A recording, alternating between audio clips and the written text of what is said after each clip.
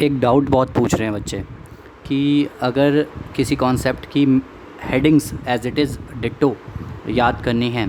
For example अगर हम audit पढ़ते हैं तो हमें क्लॉजेज़ याद करने हैं, किसी के सेक्शंस इंपॉर्टेंट सेक्शंस याद करने हैं। अगर हम एससीएमपी पढ़ते हैं तो बिज़नेस एक्सीलेंस मॉडल्स के पॉइंट्स याद रखने हैं, या किसी भी टॉपिक के करैक्टरिस्टिक्स हो गए, फीचर्स हो गए जो हमें एज इट इज़ याद रखने होंगे और हेडिंग्स हमें लिखनी होंगी, तो उसको किस तरीके से याद रखें। नंबर 1, सेक्शंस को याद करने के लिए अपने आप को पुश मत करना।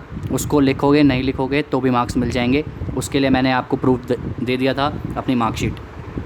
बट कुछ हेडिंग्स जो होती हैं वो आपको एज इट इज़ याद रखनी होंगी। अगर आप डिट्टो नहीं लिख के आओगे तो आपको मार्क्स नहीं मिलेंगे।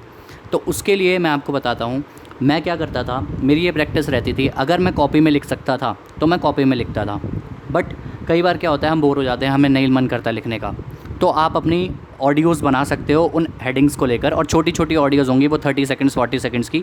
और सिर्फ आप बोलोगे कि for example business excellence model की हेडिंग्स इंग्लिश में, what are the headings of the business excellence models, जो आपको याद रखने हैं। और उसके बाद उनको बोल दो, मतलब डिटेल में बोलने की ज़रूरत नहीं है, सिर्फ हेडिंग्स को बोल दो। और उस ऑडियो को, वो जो 30 सेकंड्स की ऑडियो होगी, आप दिन में 50 बार भी सुन सकते हो, या कभी भी आपको लगे आप भूल रहे हो तो आप सुन सकते हो। निमोनिक्स बना के याद रख सकते हो। और निमोनिक्स में मैंने आपको हमेशा बताया, अपने दोस्तों के नाम, अपने एक स्टोरी, घर की स्टोरी, किसी भी तरीके से जैसे आपको याद हो, अपनी गर्लफ्रेंड का नाम, अपनी बॉयफ्रेंड का नाम, अपनी गर्लफ्रेंड की स्टोरी, किसी भी तरीके से आपको जैसे याद हो आप वैसे याद रख सकते हो।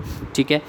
उसके अलावा सबसे बेस्ट तरीका है, जब आपको लगता है कि ये सब वर्क नहीं करना, मिरर के सामने जाओ और अपने आप को देखो और वो हेडिंग्स दोबारा से रिपीट करो without opening the book. Book आपके पास नहीं होनी चाहिए, दूसरे रूम में मिरर लगा होगा, वहाँ जाओ और मिरर में देख के वो हेडिंग्स बार बार रिपीट करो, अपने माइंड को पुश करो। ये मिरर वाली टेक्निक मैं यूज़ करता था।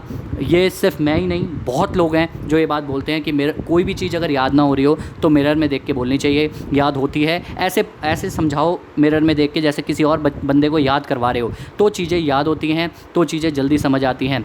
अगर अच्छी लगे तो मिरर में देख के बोलने की कोशिश करना।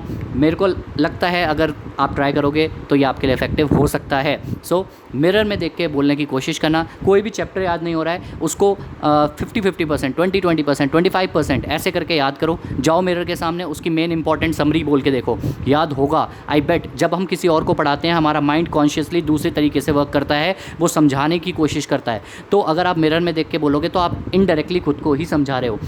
I think it will work because it has worked for many of us. So अच्छा लगे तो आप यूज़ कर सकते हो इस चीज़ को। बाय, शबा खैर, all the best, take care of yourself and your family.